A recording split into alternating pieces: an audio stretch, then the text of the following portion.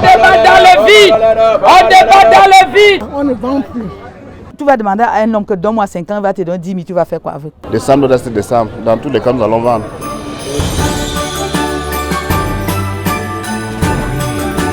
Hello téléspectateurs de Plénitude TV, c'est un premier numéro des marchés de Noël. Nous sommes donc dans les marchés de la capitale. Nous sommes donc rendus en fin d'année, il y a beaucoup d'accroupements, il y a tellement de vêtements au marché, mais là il est donc question de savoir quel est le pouvoir d'achat des consommateurs, comment même ça se passe déjà au marché du côté des vendeurs.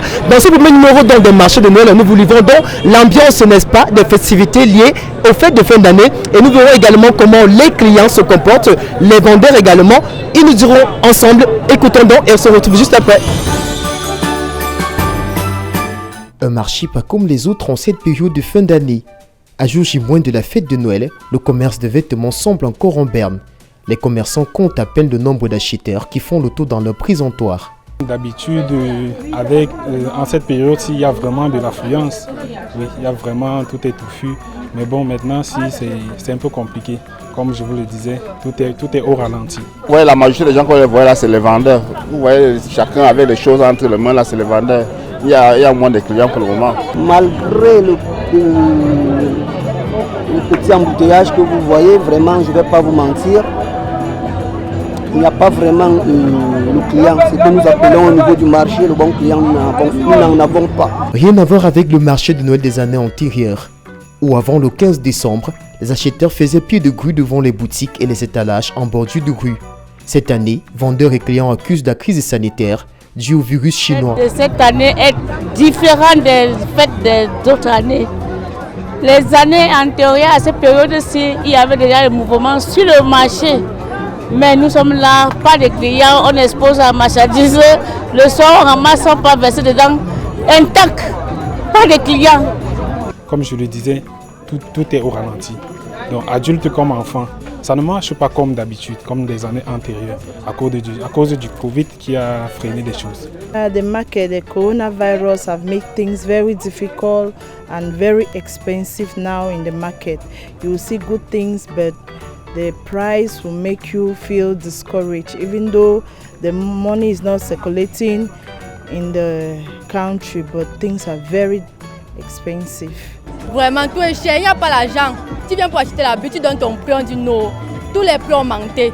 Et du tout a augmenté, même les habits qu'on vendait l'année passée moins cher. Le prix a augmenté, il n'y a rien qui est moins cher. Ça ne serait même pas bien, même pas un peu. Avec Corona a tout tué. La Covid-19 serait à l'origine de la grimpée des prix sur le marché des vêtements et de chaussures, mais aussi à la rareté d'un certain style d'articles prisés par les clients de la classe moyenne sur les gondoles des boutiques. C'est un peu difficile dehors parce qu'il y a déjà il n'y a pas d'argent. Les deux, les vêtements ne sont pas trouvables. Ceux qui en ont même ne peuvent pas trouver parce que rien n'entre. Et avec l'histoire de la crise qui se vit, c'est difficile de trouver les nouveautés et les trucs à son choix parce que beaucoup de maisons de mode ont fermé, beaucoup de maisons ont diminué le stock, il n'y a pas eu de production cette fois-ci. Hein. Donc, children clothes are very expensive in the market. Oui, on discute toujours, nous sommes au Cameroun. Bon, les prix sont là. Et puis, il y en a certaines qui arrivent là, elles n'ont pas de problème de prix, elles achètent. Mais par contre, d'autres trouvent que c'est un peu excessif. Oui, et on a toujours des marges de rabais qu'on fait pour certains des clients prix. Vous voyez, le prix est marqué là. Vous voyez, là par exemple, c'est 30 000, mais avec le prix de réduction, super réduction, on la laisse à 15 000. Vous voyez un peu, donc c'est un peu ça. La Covid-19 a sévèrement touché l'économie. Conséquence directe, la baisse du pouvoir d'achat.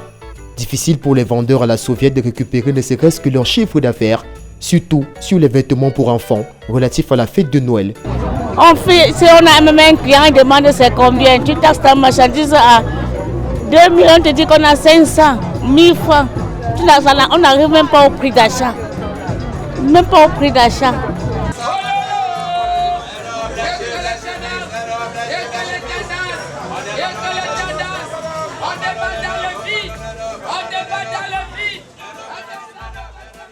Plutôt optimistes, les soviétaires espèrent que les choses vont s'améliorer à moins de 3 jours de la fête de Noël, même si à leur niveau, les acheteurs continuent d'accuser le manque d'argent. Yes, I cannot understand that because of the coronavirus, there is no money, so we just have to try like a parents to provide a nice dress and food for them to eat that day.